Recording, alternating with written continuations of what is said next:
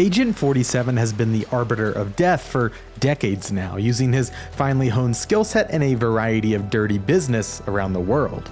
With Hitman 3, his world of Assassination trilogy comes to its inevitably bloody end.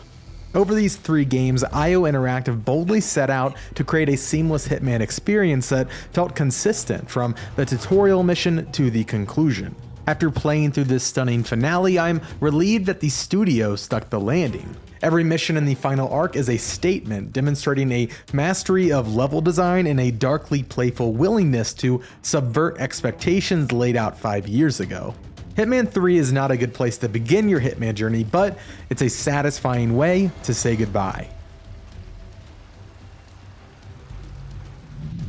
Hitman has always been about dropping players in unfamiliar locations, giving them a target and then letting them run wild. The most recent games have taken that design philosophy to new heights. At its best, Hitman offers an experience like no other, delivering intricately crafted scenarios and giving the players the tools they need to tackle missions in different ways. The first time I explored Hitman 3's bombastic opening mission in Dubai, I methodically explored as much of the Scepter skyscraper as I could before killing my targets. Hours later, I was able to efficiently roll through without dawdling, killing both without anyone else even knowing I was there. It's like visiting a supermarket. Sometimes you want to comparison shop in, other times you just want to grab some milk and get out of the store. Hitman 3 introduces new elements, including a camera gadget, but most notable are its persistent shortcuts. By unlocking specific doors or accessing ladders, those newly available paths are open to you on subsequent runs. They're a great complement to the series' unlockable starting locations, ultimately giving you the ability to bypass sections of a level and make a beeline for whatever or whoever you're most interested in pursuing. I loved meeting a partygoer outside of Berlin's nightclub area and getting a guided tour of the map, but was relieved when I found a side door that let me slip right past him and security. Some shortcuts are in riskier locations, so you have to weigh that additional danger, but I enjoyed having access to more options.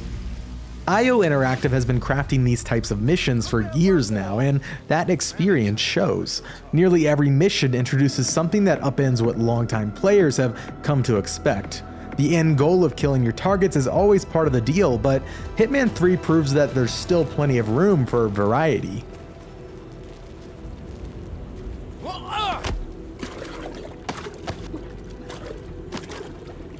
One mission offers a lengthy and optional murder mystery to solve, putting you in the unusual role of private investigator and interrogator.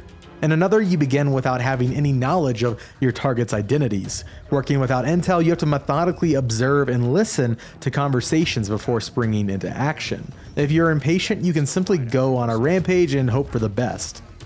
5 of the 6 levels offer up a wealth of improvisational opportunities.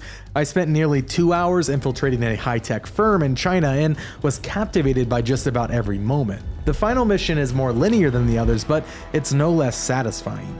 Hitman 3 is a worthy conclusion to the trilogy, but if you haven't been impressed with previous entries, it's not likely to change your mind.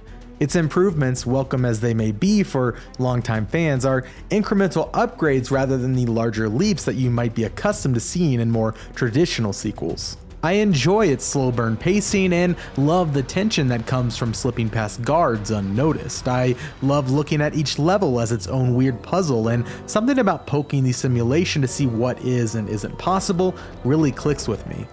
However, if you think the previous 2 installments have mediocre gunplay or find them too fussy, those elements haven't changed. You can technically jump into Hitman 3 without playing the previous games, but that is doing yourself a disservice.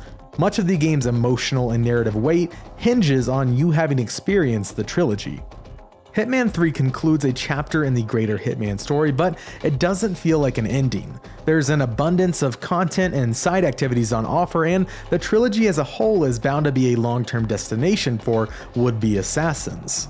IO Interactive's final act in the trilogy anticipates and rewards player experimentation, features meticulous level design, and has moments of ghoulish catharsis that makes me cackle aloud. My enthusiasm for it all is as indelible as the barcode tattooed on the back of Agent 47's head. To do with all that power. Hey, I'm Alex Van Aken from Game Informer, and we wanted to say thank you so much for watching our review of Hitman 3. If you enjoyed this video, please be sure to subscribe to the Game Informer YouTube channel and leave a like on this video and a comment down below letting us know what you thought about the review or maybe why you're excited to play Hitman 3. Please note this review is based solely on the PC version of Hitman 3. At the time of this video, the review code for the PlayStation version of the game was unavailable, so we're unable to evaluate its performance or its VR capabilities on consoles. Lastly, please note that we received review codes of Hitman 3 that were provided by IO Interactive.